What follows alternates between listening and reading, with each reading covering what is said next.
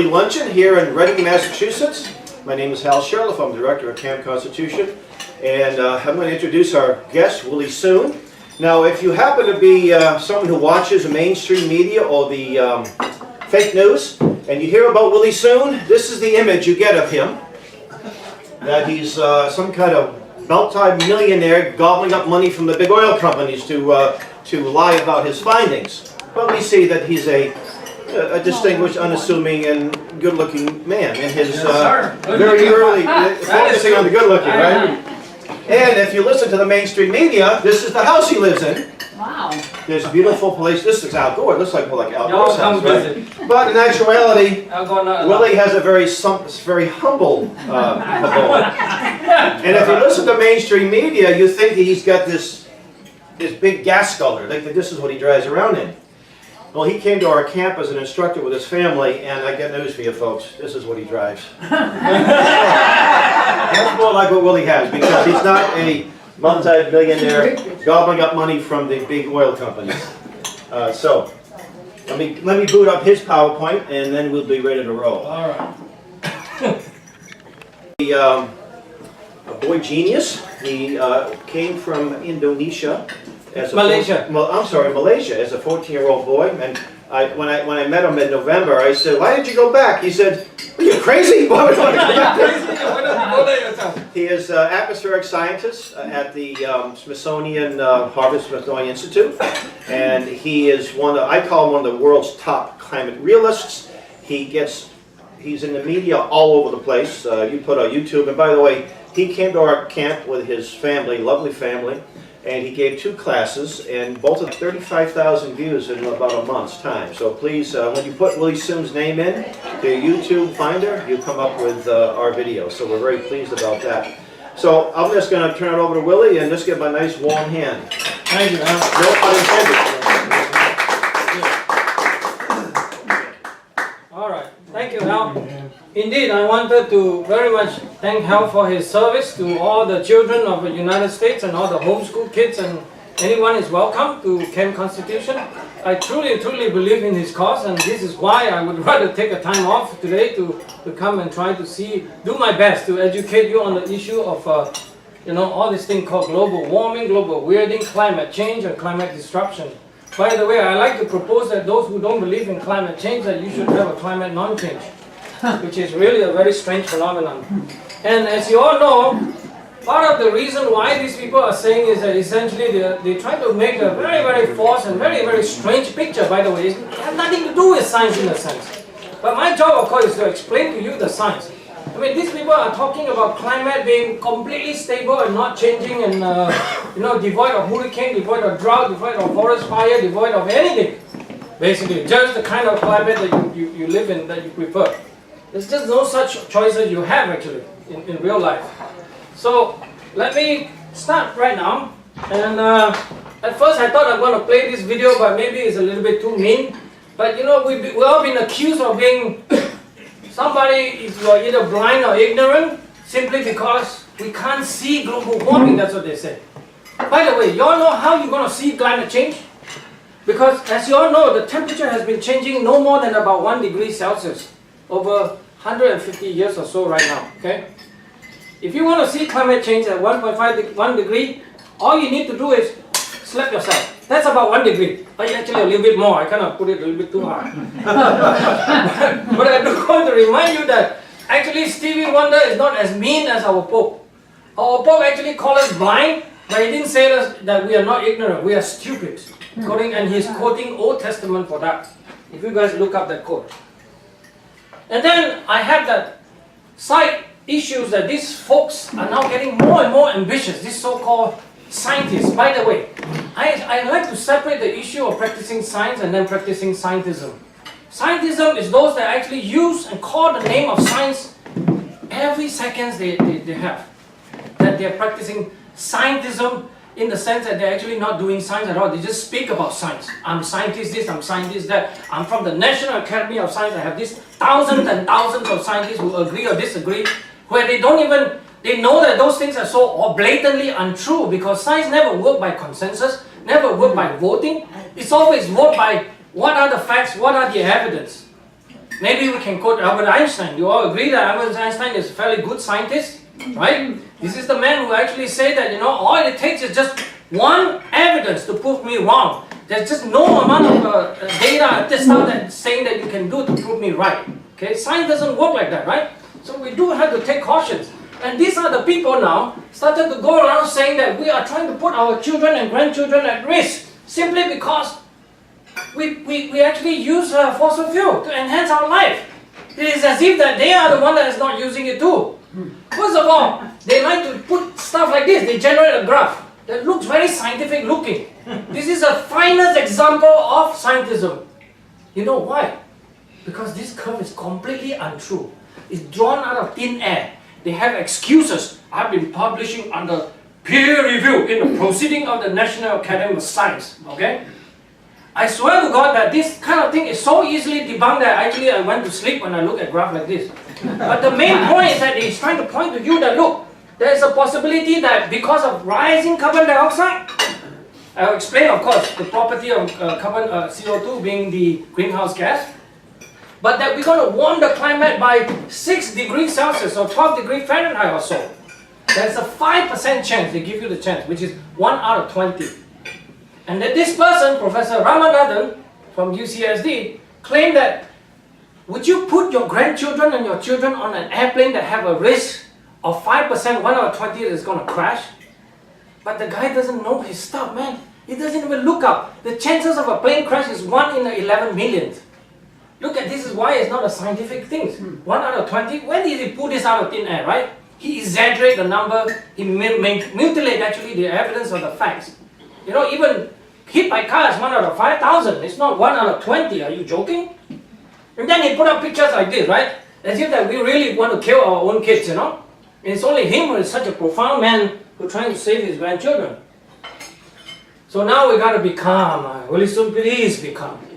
We're going to put up Dalai Lama, who is now calling us that we should have universal value based not on faith but on scientific findings.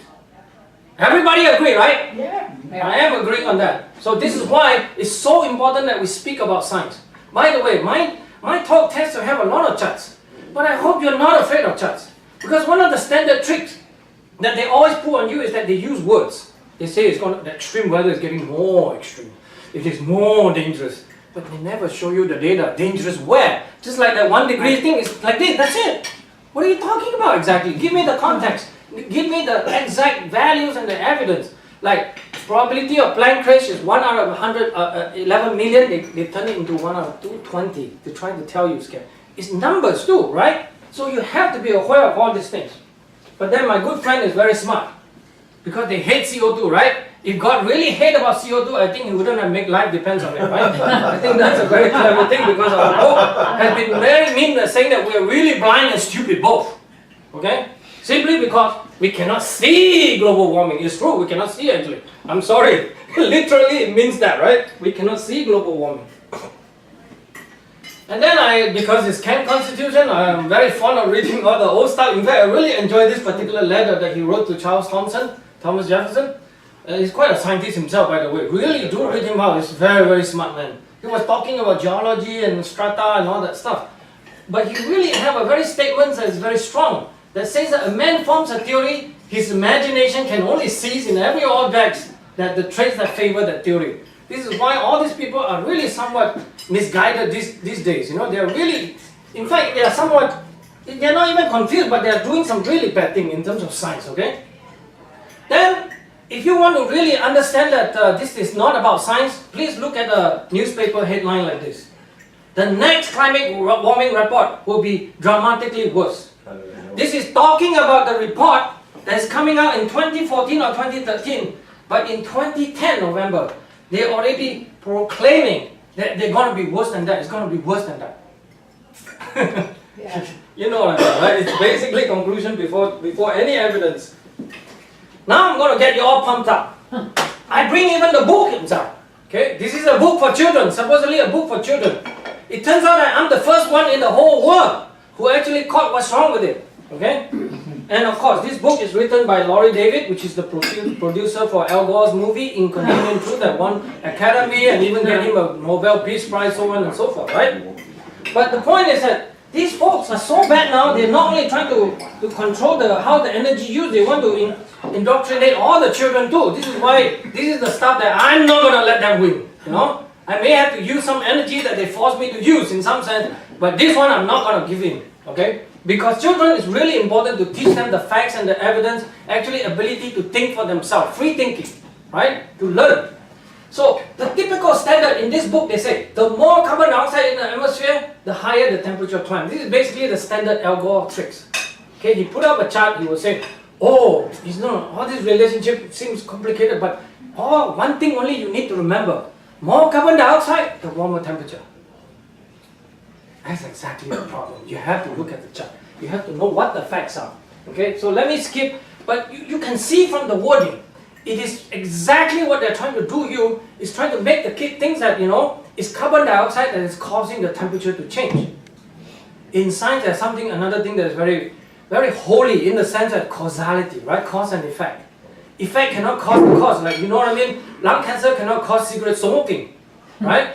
I'm sorry, it's the smoking that causes lung cancer in some sense, right? It's just not going to work that way. So they tell you, please, take a look how well CO2 and temperature go together. Like ebony and ivory, right? Ebony and ivory. Page 18. All right, look at that. Okay, look at this chart. Okay, very, very simple chart. It's basically time 650,000 years ago to present now.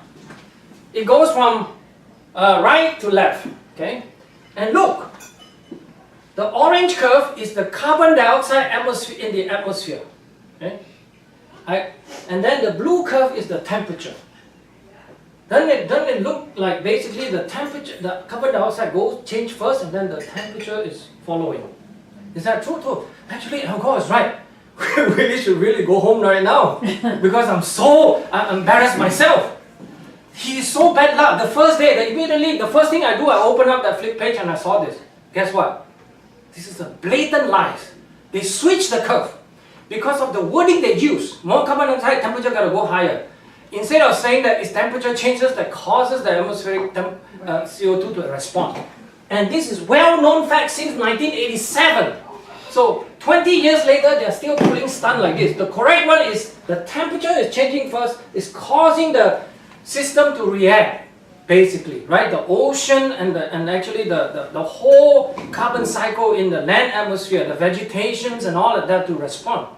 This is the only way the carbon dioxide can change, okay? And this is what they're doing.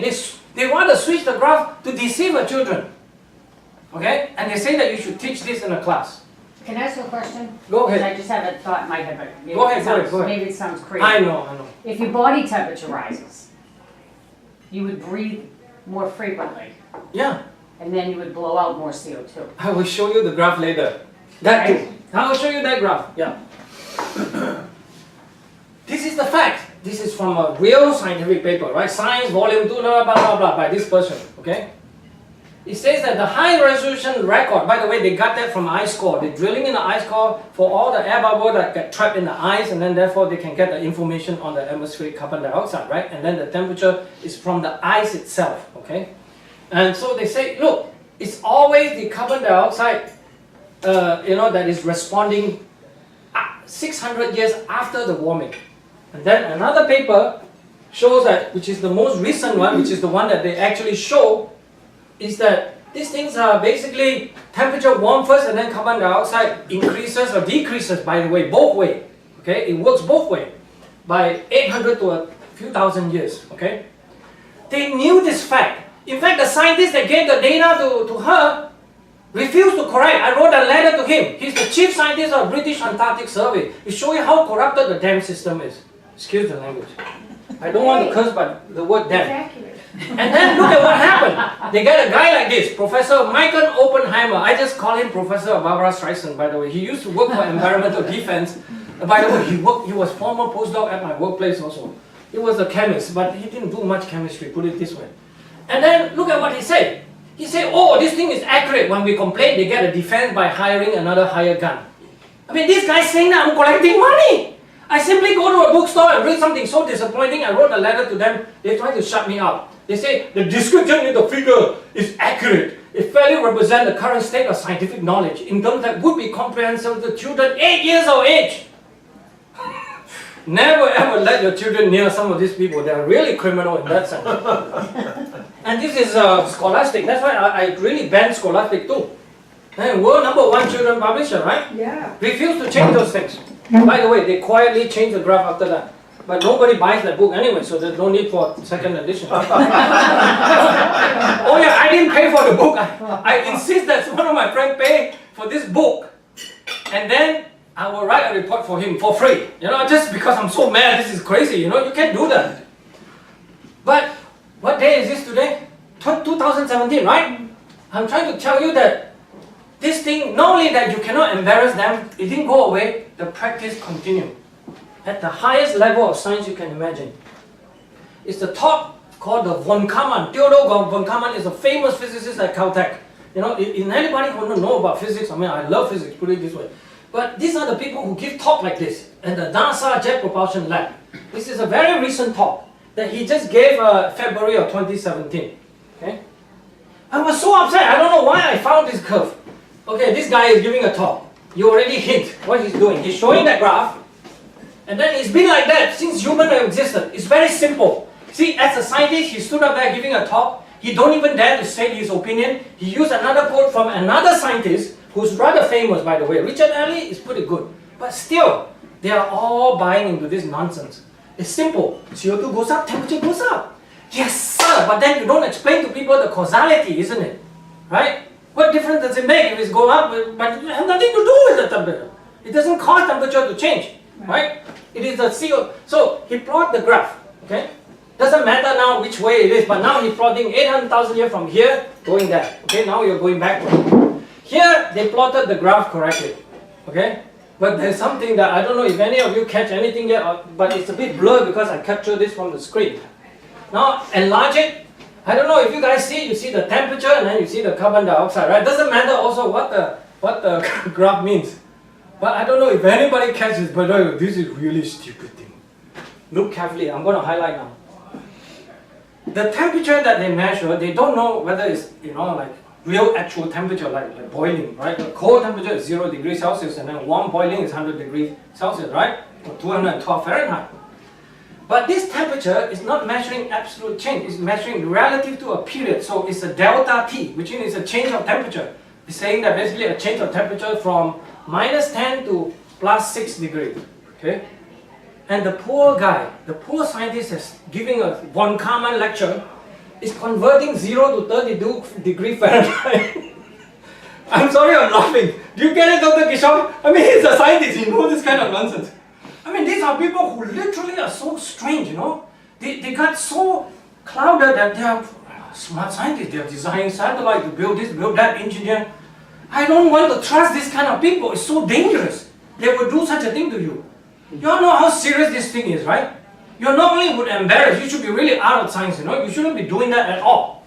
It doesn't matter who made that plot, but it's so embarrassing, okay? They're making a delta change and they turn it into an absolute unit of the Fahrenheit because you know what, we're an American system, so you will understand Fahrenheit better because you're so dumb, you know, you cannot tell the difference between change and all that.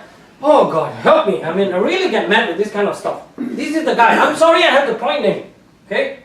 And they dare to show things like this and then, by the way, guys like that will start calling people like me deniers too, in public.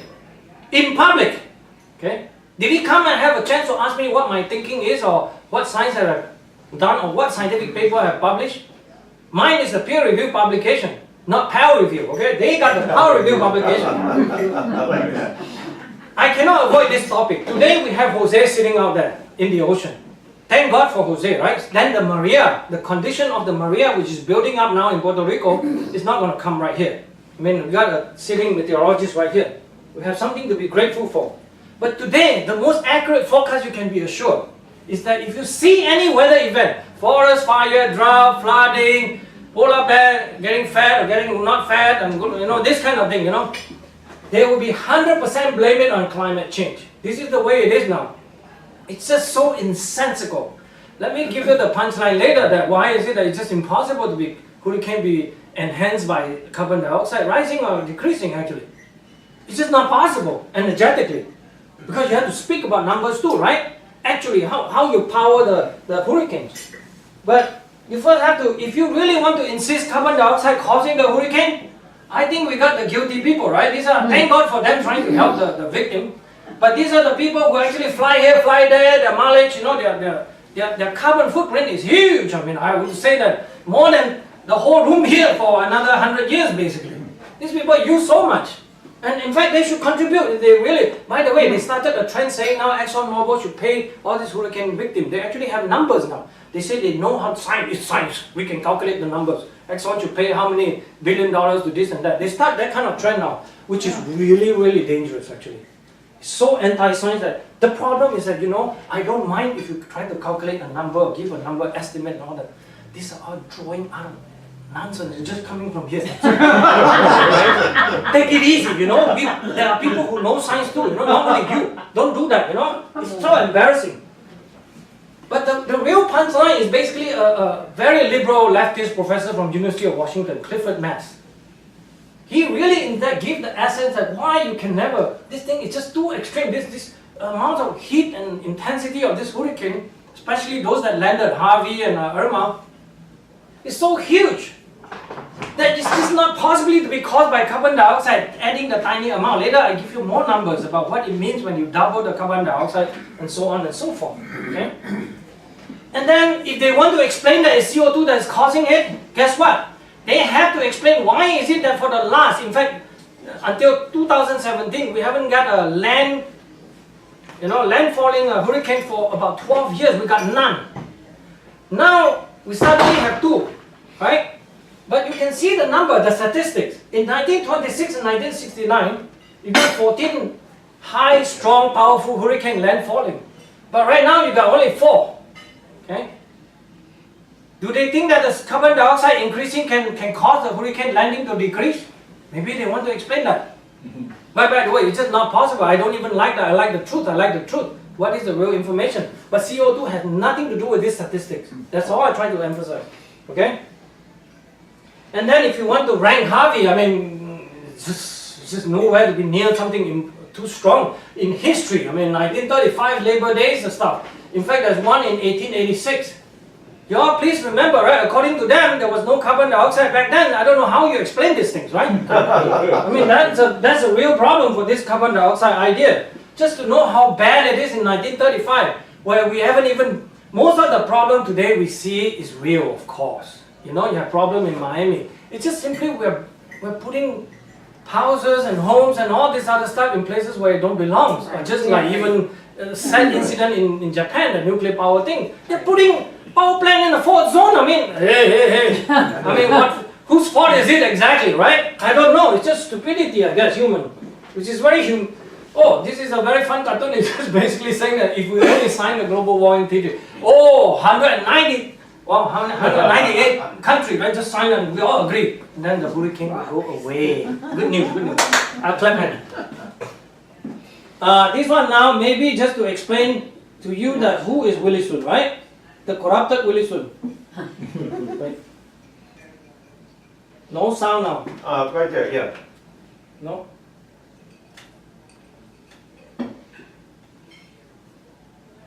No, have Just turn up the volume right there. Should. no. You want to help? Why don't you turn it up on the control, the flat screen, because I should turn it out. Your call was No. I didn't touch it. I don't know why we don't have any volume. It looks like it's here, see? Yeah. No microphone. No, we had volume. You remember how loud it was? Yeah, it was so loud. The fundamental question is, Did you mute it? why are we sending Oh, it's our God doing this. He came in here a few hours before you guys came. I blame it on Al Gore. There's nothing to do with that. Yeah, I don't know. All right, maybe that's okay. Let's just go on. Yeah, It's sorry okay. about It's that. all right. It's all right. Working fine. Oh, talking about front page. I mean, Willie Soon on front page of New York Times. Can you believe how good looking this guy is? I mean, I got it on front page. By the way, again, I refuse to buy the New York Times. This is just taking from Greenpeace because they are the one that. It's basically this attack on me is basically Greenpeace giving New York Times how to write. That's how they're very comfortable with Greenpeace. All this terrorist organization. who actually are not doing anything good. They essentially try to claim that I've taken so much money from the fossil fuel money and then I'm trying to hide my trails, I'm so bad, that kind of stuff. But they all have nothing to do with science. But I like this quote very well, okay? From Mark Twain. Do not fear the enemy, for your enemy can only take your life. It is far better that you fear the media, for they will steal your honor, which is very important to guys like me. Okay? It may really don't mean too much, but these are really, really bad stuff that they're doing, okay? And all this stuff about journalism that is really people who can barely even know how to ditch a hole, right? And they're trying to tell you about global warming, these people. And not only that, the worst thing is that they haven't even got any sense of depth about the whole scientific stuff, including even the great professor who's supposed to be so distinguished, member of National Academy. I have no respect for people like that. In fact, I like to talk to him straight, face to face. Ask him what does he know exactly. Oh, he claimed to be the father of global warming, did that. But I'm not very impressed. Here's the media problem. Did you guys ever try Google lately? Search the white American inventors. Look at what shows up. This is really a dangerous world. This is 1984, isn't it? You know what I mean? These are the search. If you put a quote, you don't put a quote, they are also slightly different output, but it's still showing a lot of black people. But only Alexander Graham Bell and Thomas Edison got to appear. I apologize to Mr. Edison, I'm sorry, This is what nature of the world is now that we live in. Now I want to quickly go over this because I don't want to spend too much time. I really want to get to the science of this carbon dioxide, global warming, and of course my main area of research, which is how the sun affects the climate system. The bottom line, we all know, it's about taxing the air, right? This is why we fight them so hard because first of all, carbon dioxide could never ever be any pollutant. Right? They claim it's an air pollutant, so EPA has to regulate. That's basically all the usual trick. CO2, as we all know, is plant food. It's even food for actually marine animal, where now they use another term called ocean acidification. That is another talk that would take another 2 hours to talk about. But they basically try to tax the air, these people. Okay?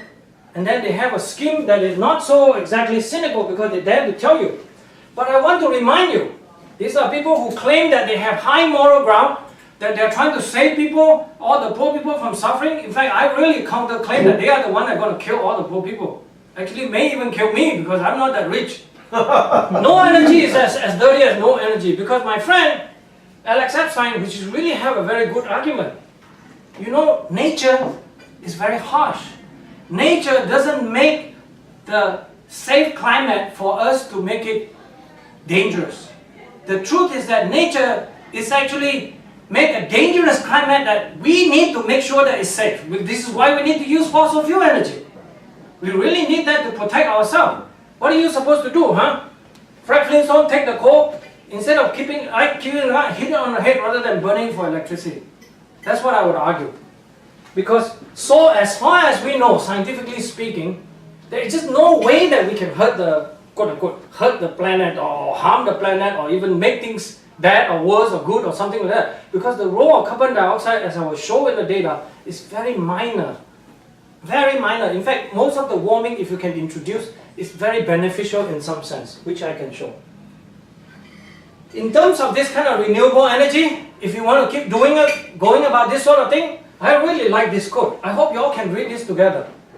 This fiasco on sun and solar and wind and tidal, what have you, energy is basically politicians trying to throw money that they do not have at a problem that does not exist in order to finance solution that makes no difference. That's really remarkable, isn't it? If we really sit down and accept this kind of nonsense, I think we might as well give up, really go away. Disappear and go hide somewhere. In science, the cardinal sin is to invoke the word consensus. The consensus that these people are playing around, it's just so sad. In fact, it's so sad for me as a scientist because I already watched this development. Remember, I've been working on this area for 27 plus years. The first 15 years, quiet. You can ask me to speak, I say no thanks. But then after a while, I get really, if it's still loading another kind of nonsense on my head, I'll really go crazy myself because it's stupid. You have to start speaking up. This is why I start speaking up. This consensus is a true nonsense, okay? In terms of consensus, I want to invoke Galileo Galilei. I hope we all know who he is. He's the man, essentially, part of the inventor of telescope, right? basically for us to look up the heaven and really recognize physical world for what it is. In question of science, the authority of 1,000 is not worth the humble reasoning of a single individual. In fact, Al Gore did ask me, you mean that you disagree with all these thousands of scientists in IPCC? I said, yes, sir. I'm so proud of it. Because those guys are not speaking the truth. They're not telling the truth about the scientific evidence. This is why I speak out, Mr. Gore. I had a kind of meeting with him, okay? Unfortunately, he didn't invite me for cocktails after that. So I want to explain to you, what is climate in the first place? Let's see if Al Gore can pass the test. You know, because this guy really are the average D student who's actually giving us problem right now. So we want to examine CO2 within the context of energy flow in the climate system, okay? That's basically what it is. We have this beautiful green, blue earth. We have oceans, we have land, sunlight coming in. Essentially, we got this atmosphere. We have gases like, you know, nitrogen, oxygen. They are transparent to radiation. So they go in and out. And plus the infrared, they are also not sensitive. So they actually can go in and out freely, this nitrogen and oxygen. The one that are called greenhouse gas are basically water vapor, carbon dioxide, methane and nitrous oxide and all those things. Okay? Alright? And this is why if we have more atmosphere, essentially telling you that the planet can keep warm rather than cooler. Actually, if we don't have atmosphere, it will be extremely cold. This is why carbon dioxide is actually a very beneficial thing for the planet Earth, not only for the biological plant, but to warm the planet out, else we'll be completely frozen in that sense. So, but I hope you all know when I already mentioned water vapor, right? Please tell me, what is the major greenhouse gas in the climate system? Water vapor. Yeah, indeed. You guys are all very educated already, right? Definitely not carbon dioxide. I wouldn't waste my time studying greenhouse effect of CO2. It's water vapor. In the vapor form, in the solid form, ice, snow, and then liquid. Okay? This is the most complex system you can study in the climate system.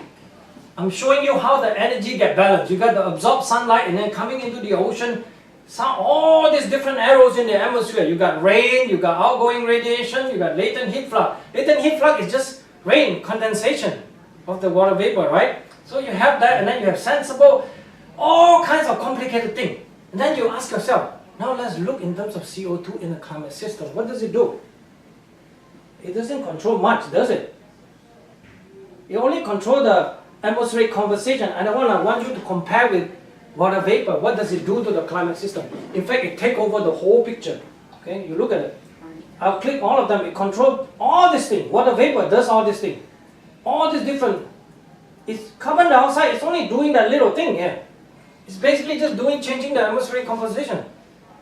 Okay? How can the CO2 be that important compared to water vapor? This is why my standard line of saying for even children, which is correct, scientifically teach them, if you want to study greenhouse effect in the climate system, you study water vapor. Finish. All done. Just study more carefully. If you can have some more insight, you're going to contribute to scientific field. Studying CO2 not going to give you much of a new ideas, put it this way. So it's in some sense that these people is trying to tell you that the CO2, the water vapor that's spewing out, we all know, right? The smoke coming out is actually not carbon dioxide because you can't see carbon dioxide, I'm sorry, unless you have Al Gore eye. You can't do that. I mean, this is natural, I don't know what it is. These people are so confused in that sense. They try to demonize. You all also know that they've been photoshopped pictures and to make it, look like it's dark. They've done all kinds of things. I don't know how many times they got caught, but they never worry about it. But now I give you the real data. The real data now is basically the top graph is showing you 90 degree north to 90 degree south. Okay, the horizontal line. Vertical is the height, 0 to 20 kilometers. Okay, in the atmosphere, from the surface to the atmosphere. The top part you can see is all mountain, the black part. It's showing you that the temperature near the surface is warm, which is red, and then it's blue at the actually troposphere up there, right? And then you look the same picture for the water vapor. Water vapor, highest concentration near surface, slightly less in the middle, and then a lot less. Very, very dry in the upper troposphere, okay? In fact, one of the secrets to study about water vapor is that why is the stratosphere so dry actually? If you can answer that accurately and correctly, I think you get more insight about how our climate system works, especially when you want to forecast, with those people who want to forecast. Oh, I do have to remind us on another average D student, John Kerry. I mean, this is a guy who's trying to He got very bold in this speech, by the way, in Jakarta. When you're out of the country, this is the time to bang the United States Constitution and the United States this, United States that, right? How bad we are. And he's trying to give a lecture on greenhouse effect. He said that, this CO2 is nothing but shrinking. If you shrink all the CO2 down to the surface pressure, because there's less pressure up here, there's more pressure, shrink it all down, it's only equivalent to 1/4 of an inch. Whoa! And then it becomes really dangerous because CO2 is a blanket that if you double the CO2, I don't know how many more inches you're going to add to this thing. Like he says, it's going to warm the planet up and causing all the danger. This is how ridiculous these kind of people. He probably really didn't pass all these high school tests, and this is why he can talk like this nonsense. I don't even know. The speechwriter should really correct him and don't let him say that. Senator, you're going to kill yourself. You're embarrassing us. So in CO2, I only offer you this answer. Is this an illusion? Which of the picture, right or left, is the illusion? I would say that one, right? Because you really can play tricks like this. It's really a delusion, both. Okay? It's not a real thing. Because it doesn't work. Oh, I have to remind you, we have a peer-reviewed scientist. Barack Obama actually managed to write a paper in the Science magazine. This is how bad the politics is now. He's not satisfied to go away as a former president. He wants to write a scientific paper so that he can get, like now he's going to, actually he said he's not going to take money from Wall Street. This morning the news is that, yeah, of course he's going to take money from Wall Street. Writing paper like that, real nonsense, giving the prize to himself. So I want to propose that if you can deny scientific principle, you really can maintain infinite numbers of paradoxes in your life, okay? You'll be so confused and hopelessly tied in this nonsense. Now I want to answer, what is climate? Climate, according to the CO2 paradigm, is just the atmosphere, really, right? Because CO2 only affects the atmosphere, I don't know, not much else. If you want to study climate, think about the subject you have to learn. Astronomy, solar physics, geology, geochronology, geochemistry, sedimentology, tectonic, paleontology, paleoecology, glaciology, climatology, meteorology, oceanography, ecology, archaeology, and history. Me and guys like Tom are the few who are really interested in all of it. A lot of them, I have to say, I meet them day in and day out. I try to talk to them. You try to pick another area, they say, oh, I don't want to talk about it, that's not my science. And then you pick paleoecology, oh, that's not my science. They kind of act like that all the time, and you call yourself a scientist? I'm sorry, you have family, you still have to study. I'm studying. There should also be economics in there. Yes, indeed, that's why I say the list is so bad, so I'm going to improvise and we add give credit to you and Ian Plimer, because Ian Plimer is a geologist from Australia. Indeed, I agree with Tom. Economics really should be involved. And the question now, you see, science is not about how beautiful you are, how ugly you are, or Al Gore, big head or small head or whatever. Or you're blind or call people names. It's about what the evidence is, right? How did the weather, because that's called scientific hypothesis. That's one of the scientific golden rule. You gotta have some kind of hypothesis that you actually can reject or accept, actually, right? So I'm going to test that right now. Carbon dioxide, we've been measuring them. It's true, it's increasing. It's probably related to fossil fuel emission. That is true. But even that topic is not the done deal. Put it this way. Okay? It's been increasing. You see, they tend to make the number look steep, and then it's 401.85, okay, parts per million. ppm, it means parts per million. Y'all know what it means, right? 400 parts per million? As simple as 4 cents out of your $100. Okay? Let's see, whoa, that's scary, isn't it? It's really going to cause me a problem. But to put it in a stadium analogy, over the last decades, the rate has been increasing about 2 parts per million per year, so it's 20 parts per million in 1 decade.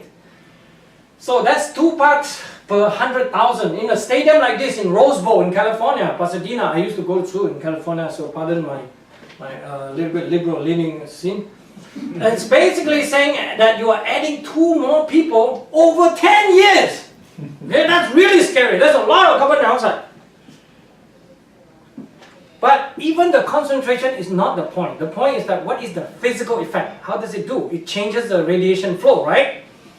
So actually there are papers who actually study the greenhouse effect of carbon dioxide and water vapor and clouds and so on and so forth, and show you the data.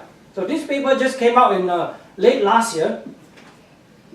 Greenhouse effect. If you look at the surface, there is a lot of red, which means it's much more stronger near the surface, as I show you, because it's related to water vapor. In the atmosphere it gets less. But now we want to know the trend. This is only for one time, 1 year. We want to know how does it change over time. Look, you just saw the carbon dioxide rising up, okay? From 1960 to actually 2006 or 16 or 7. Look at what happened now to the greenhouse effect. From 1980 to 1992 or so, it's going up a little bit. Ever since then, look what it's doing, it's flat. Does that mean that rising carbon dioxide caused this greenhouse effect to saturate? No, it doesn't. As I show in the quote there, this flattening is actually show you convincingly that the atmospheric greenhouse effect of CO2 is very, very minor. It doesn't play a role at all. All these things are done by the flattening is caused by the cancellation between the water vapor and clouds, basically. That's all it is. So, remember, science is about what? It's showing experimental data. This is why they never ever want you to look at the graph data. By the way, is it really complicated to understand this graph? It's not. The whole thing is about the quality of the data. This is real kind of estimates and real measurements and show you that this is what it is. So what am I supposed to do? Agree with Al Gore? Are you joking? Al Gore definitely doesn't want this. Now let's talk about CO2, how bad it is. Indeed, I say, if they tell you that CO2 is dangerous, you tell them stop breathing, right? That's what it is. This is actual data. I'm not interested in just talking. Look, in a normal breath, it's actually about 40 to 50, 45,000 parts per million. Remember, I just showed you in the free air atmosphere is 400. That's 100 times smaller in your breath. And then if you get excited like, oh God, you hold your breath a long time because you want to save the earth, so you increase the rate. Let's hope that Al Gore save a lot more, but then he wouldn't want to do that because he's going to increase more CO2. Not good for him. But this is actually the graph that I challenged Al Gore with. I was able to challenge him in a closed-door meeting in Wall Street Journal, rent-seeking kind of conference. I really despise all those things, but I do that because I have opportunity to ask him questions. I asked him based on this thing. The point is that CO2 is plant food. Okay? This is actually a serious experiment. This is done, a collection of almost 180 experiments in laboratory, because you can have plants and then you change the carbon dioxide level, you see how the plant responds if it's so dangerous. So the bottom blue curve is showing you that non-stress condition, in the sense that in this experiment, you basically allow the plant to have infinite amount of sunlight, water, and all nutrients what it needs. The top curve, which is more realistic, because real life, you know, the plant living outside, it really will be stressed by all kinds of conditions, whether it's drought, whether it's more sunlight or less sunlight, because there are more trees cover it up. So more realistic. And I show today's level, which is 400 parts per million.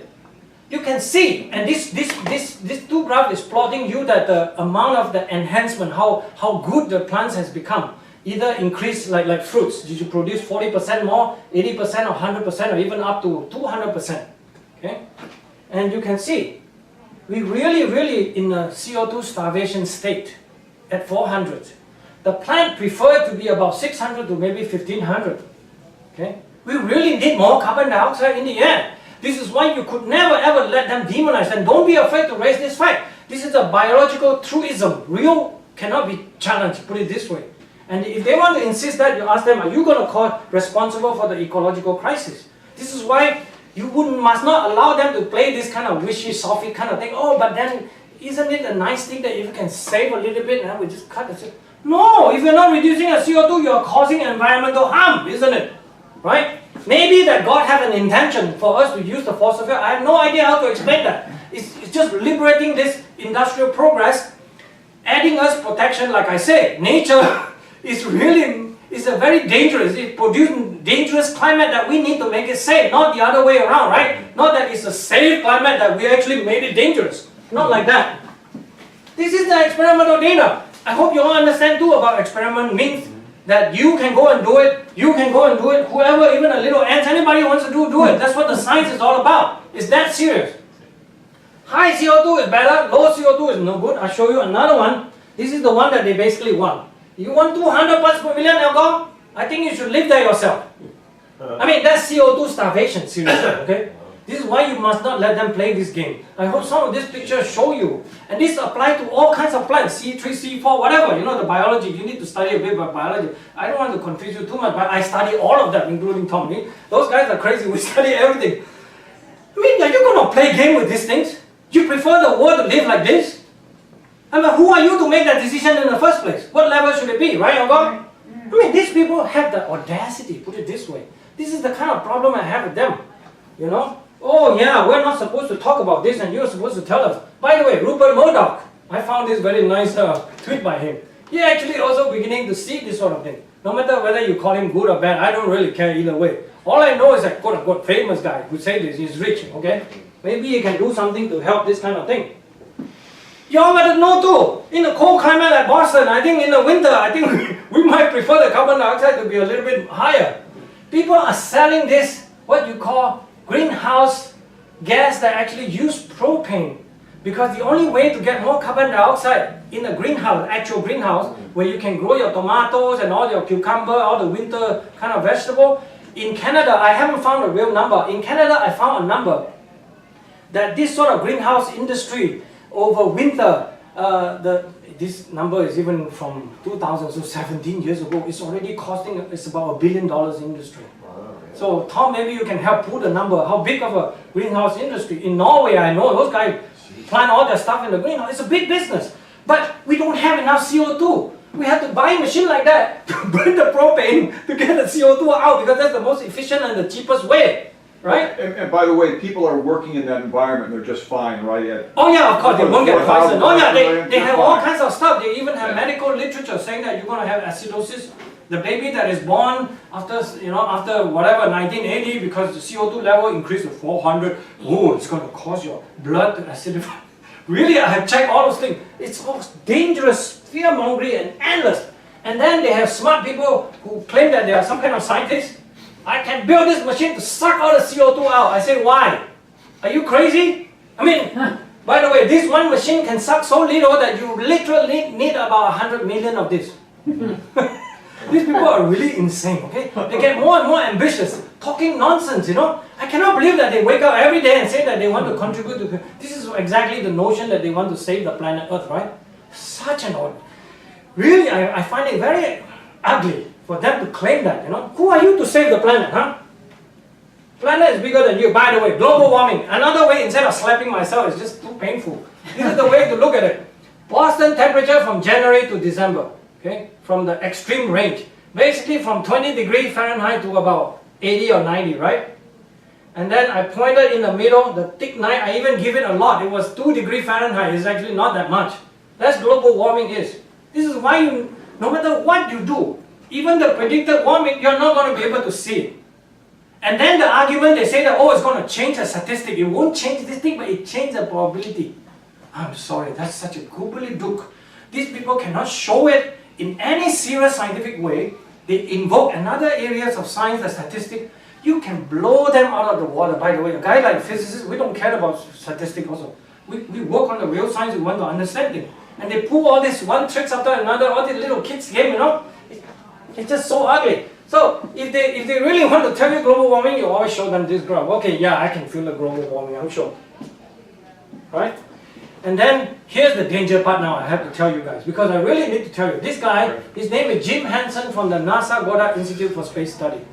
He is known to be the father of global warming because of his testimony in 1988 in the Congress, where they tricks and do all kinds of things, turn off the air conditioner at night, and then he knows the summer is going to be hot, they open up the window, that sort of thing.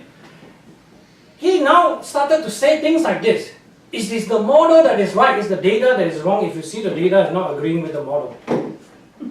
Do you understand what I mean? In 1984, remember the theme is 1984. When you search why American scientists or inventors, don't let them show up. I have no idea why is that. This Google also should be banned completely, We have the buying power, by the way. Go ahead. And that sets the tone for them to rig the proxy data going forward. Oh yes, oh yes. That's where it began. This is what is so dangerous, that we need more voices. We need people like you. Train you to go and talk to schools. I mean, take any slide you want, please. And you need anything ever, you come to me. We have a lot of stuff. I'm a soldier of one. You know what? I got thousands of friends, really, literally thousands of friends all over the world. We're all working to try to go to school, go to every places that we have a chance to speak. Okay? And this is what he did. In 2000, he realized that US temperature actually, look, 1930s, 1940s is kind of high compared to 2000. He realized that something is wrong. So he said, you see, there's even a slight cooling. And guess what happened after that? What happened after that is that they do something like this. Remember the raw data when you measure is blue? Guess what they do to it? They push this thing down and make it warmer. This is no joke, they actually did it. It's still there. Okay? This is whether which one you want to buy, right? Snake oil or carbon dioxide free carbon, whatever. Or oxygen free carbon dioxide. They have stuff like that all over the place now. They talk nonsense all day long and we're still clapping hands. Now, another very big evil or problem, a monster in the whole business of this global warming nonsense is actually climate model. It is one of the most misleading stuff you could ever put out. In fact, they always say, oh look, it doesn't matter if we don't see the global warming right now. By the way, the hypothesis has been ongoing for at least 30 years, okay? Since 80, since 70, they knew about this thing. It still haven't come true. They get that, then guess what they say? They say, no, don't worry about it. By 2050, by 2100, or by year 3000, or by another 100,000, you're going to see it. They play that kind of game. They actually integrated the model how another 100,000 years. They show things like that. Publishing, proceeding on National Academy of Science. I look at those things and laugh. Ha ha ha ha! I couldn't stop. I'm sorry. It's so crazy, these people. And now you got a Nobel Prize winner who actually tried to tell you that, this is very sobering conclusion. It's so dangerous now, the future. The next minute, the world going to collapse if we don't stop emitting carbon dioxide. They say these are projections based on elaborate model. Keyword, right? But we're not talking about one scientist. We have numbers of programs. Okay? It's basically saying you average the floor model, you can make it better. That's what my hint is. Now I want to show you how to illustrate using an airplane because we keep talking about airplane crashing. Now I want to ask a question. I have 16 jets, airplane jets. I want to ask you, what do you think is the average jet look like? Yes, I can do an average of this thing, but it doesn't mean anything.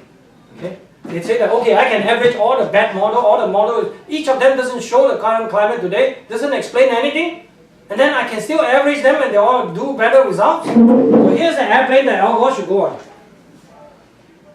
It's very blurry. You can't take average, because it's just digital, you take the whole pixel, you just average them. That's why you go to school to do a little bit of this fancy trick, but it's not a problem. Physicists, this is just stupid. But anyway, you need to show to the layman people that this is just a very simple thing. They try to scare you, this is science. Yeah, for me as a scientist, I can confidently tell you, give me a faster computer, I'll give you the wrong result a lot sooner. Because these people are not studying physics, are you joking? Now I want to give a climate model a very simple task. Again, I try to prove to you that I'm not just talking that they're bad, I give you the proof. This is actually a way to look at the sun from the same location over 1 year. You all know now where it's summer, right? Summer the sun is high, winter the sun is low. So it's doing this very beautiful stuff. You take that kind of photography. This is what I like about nature and things like that, make you think, You are really in this beautiful planets. I'm not trying to kill the planet. What are you talking about? So I want to ask a simple question. How well do you think the climate model can calculate the seasonal cycle? Is that a fair question? We're not even asking them to calculate CO2 actually. I'm sorry already, I'm not interested in CO2 anymore. Just calculate the seasonal cycle if you say your climate model is so good, right? Because the great Nobel Prize laureate saying that the climate models are very good. It's a sober conclusion. So I show you basically all the model output. This is up to, some 30 models, okay? Their results are all over the place. Here I only show what you call the season. You have a season, right? So you have the amplitude and the phase. When is the spring coming? When is the spring arriving early or late? So the bottom is basically showing the phase. The top is the amplitude. Then you ask yourself, where's the real actual observational data? Obviously you see it's way off. It's completely unreasonable to say that the climate model can do squat. Nothing. Okay? Don't accept that nonsense. Then I want to show you a little bit now about my own work. I'm very blessed, by the way. My true pleasure right now in life is basically take care of my family, enjoy my kids, do work with people like this. These are all volunteer, but they have such great mind. I'm so happy to meet another guy like this. He's a bit crazy about science. Good mind, who can think. Okay, so we produce something very beautiful about how the sun affects the climate system. But before we do that, I want to show you the NASA Goddard Institute for Space Study. This is one of their products. I want you to focus on only the red curve, which is the northern hemisphere average temperature. It shows you that it's changing. It's warm a little bit in 1940, it goes down a little bit, and then it goes very extremely warm. This is basically what they say is the proof of global warming, right? Because CO2 is increasing slowly, slowly, slowly. By 1980, it go up very sharp. Kind of fit, isn't it? But I want to propose to you again, this curve is not measuring climate.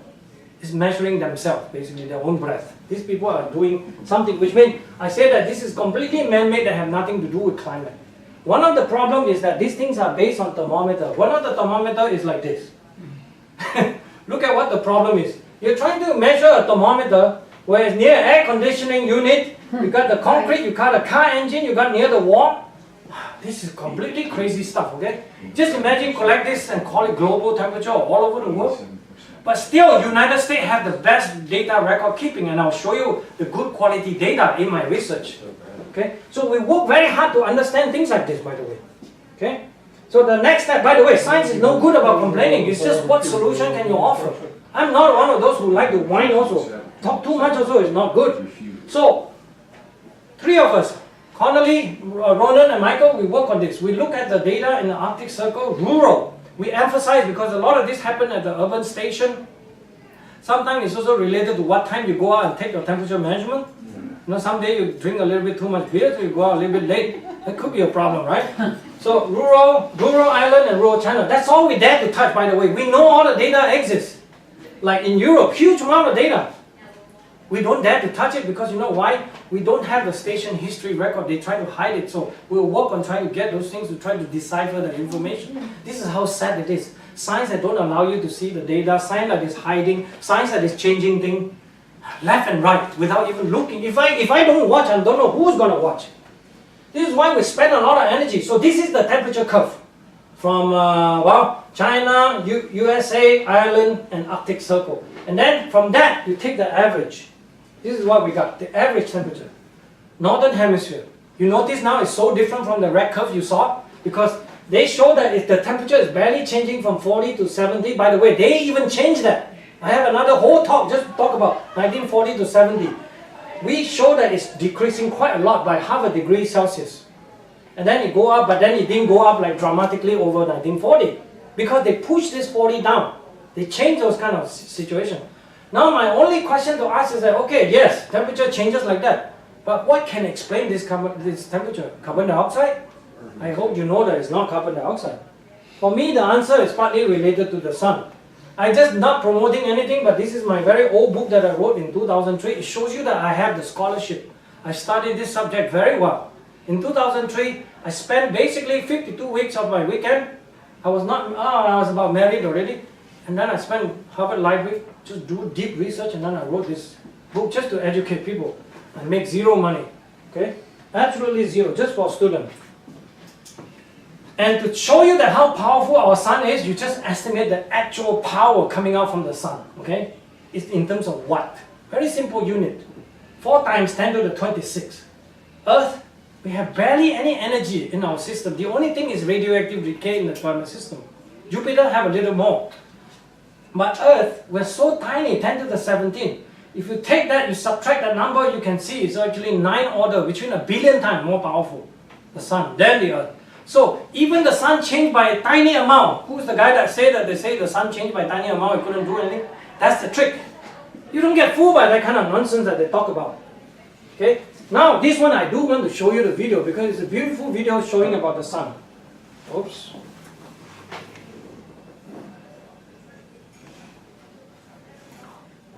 How can you turn this on? I hope so. Forget it. Don't show this video. It could be the video's corrupted though. Sometimes they No. It's working. Let me see if I can get the volume up here. Yeah, the volume.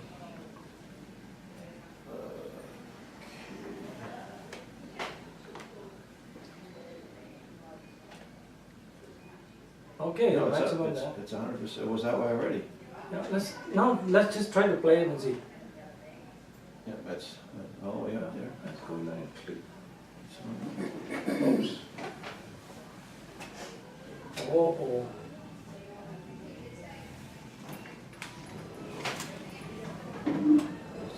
This is not needed here. Okay, too bad. Technical difficulties. But my short answer is that basically look at the same curve, the temperature. The red curve is actually the estimated energy, the solar radiation coming out from the sun over some actually 200 some years or so. That is going, because the sun is also changing its light output in a, what you call every 40 years or so, or 60 years, it's changing. It's a little bit high, a little bit low, and then a little bit high, level. So it's quasi-cyclical, right? It's an oscillation. And it's doing that, it kind of fit that, right? This is for the northern hemisphere. If you're curious about United States temperature, more or less explaining the same thing. Okay? Which I find this to be very important. By the way, these are all published scientific paper. You explain in deep detail, of course. It's not just showing the graph. You have to explain why is the data any good. But then there is another deep thing that you need to understand. Why is it so? I propose to you that it has something to do with the sun modulating the water vapor in the atmosphere, controlling the greenhouse effect itself. Okay? And here's the data to show you. In fact, I just published this thing in the book to remember my friend that just passed away. It's water vapor. I can show you there's a relationship there. So in that sense, that my simple explanation of how the climate varies is really all have to do with the sun. Right? But then, look, put it this way. If the next day Al Gore come up with revolutionary data and show me that I was wrong, I would say, Al Gore, congratulations, you are right. Simple, isn't it? One does not have to play game with science. Okay? I can end, but then I want to show you something special to try to, a little trick for you guys about Earth and Sun. So where else can we look? Okay, now I want to go to other planets, because if the Sun really can change the climate, if it's not man driving an SUV on Jupiter and all these other places, which is the carbon dioxide, then you ought to be able to see this effect in the Mars and Jupiter, isn't it? Right. Is that a good test? Here's what I'm going to show you. By the way, we have examined this in a paper that I wrote with Professor Robinson from Oregon. This is the one that get all the petition, all the people who 32,000 scientists signed it, 9,000 PhD, and we have Nobel Prizes who signed this petition, who say that we're going to reject the carbon dioxide restriction from all this government, right? But our basis is purely scientific. We show the scientific data. We say the reasoning is just not there, the evidence is not there. And then in the process, we actually show that, you know, in the climate is warming Mars and Jupiter. In fact, Jupiter, I want to show you that even lately, it's been cooling. So it's actually have evidence of it cooling, actually, which is much more interesting in that sense. So, but then we also study Neptune, Neptune's moon, and all Pluto, and so on and so forth. Here's the proof. This is actual paper showing you the difference between on Mars. Okay, on Mars we already mapped. And the top graph, you're basically studying the albedo. Albedo is just basically how light or how dark the surface is. And at the bottom is showing you that how does it change from the time we put Viking versus the one that we just put in 2000. Okay, the difference is that it gets negative, which means it gets a lot warmer because the albedo now get brighter. Okay, so that's why it reflected more sunlight. It increases more sunlight. Yeah, so it gets warmer over Mars. And this is indeed known stuff and just came out. And here's a view at the northern polar ice cap. As you can see, there are more ice on the northern part of the Mars, and it does get decreases, the polar ice cap. Okay, this is a good way to view these things. So it's been warming over Mars until 2005. Here's the view, actual view from the robots looking at the sun from Mars itself. Okay, this is not the sunset from Earth. And then there's also a story on Jupiter red spot. We actually know that of late, you have seen the greenhouse effect from 92 and then started to flattening out. If that effect is to be real, you ought to be able to see some of this effect in Jupiter. In fact, you can see that in the red spot. This is the old story about red spot, right? We have some real observation. Don't show this data, but this one shows the best. This is the top one is 1995. It was kind of large, and then it started to shrink. In fact, this width is not changing that much, but this length is shrinking a little bit by 2014. Okay, this is, I think, is another one of those good so-called independent evidence showing you that this sun is not only influencing the Earth. It should not be just selective on Earth, right? It should do something else in other planets if it's true. So I'm quite confident that this thing is fairly real, something that should be studied more seriously instead of just wasting all your time on carbon dioxide, because really the thing is not going to go anywhere. So I'm going to close by saying that one does not become enlightened by imagining figures of light, but by making darkness conscious so that we know how bad things have been, right? Now finally, one very nice event happened in Boston. This is in Cape Cod, Massachusetts. September 7th, there was a very nice ejecta coming from the sun and causes this beautiful aurora that we see. You all know the northern light, right? But it's so strong that we were able to see this. By the way, my very special work that I've done with a friend in University of Mexico, we actually predicted this event. It's so beautiful. I've never done something so good. I never dared to predict anything. This guy knows how hard it is to predict stuff. But to predict the sun is even more difficult. But we were successfully able to predict these things, so I should have a press release on those kind of stories soon. Because I still, after all the hard science, you at least wish to communicate to people that, you know, it's a beautiful thing to study the sun and even the earth, right? But don't get deceived by this CO2 nonsense. I think I better stop now. I can copy the slides and make them available to anybody that emails me, is that okay? Yeah.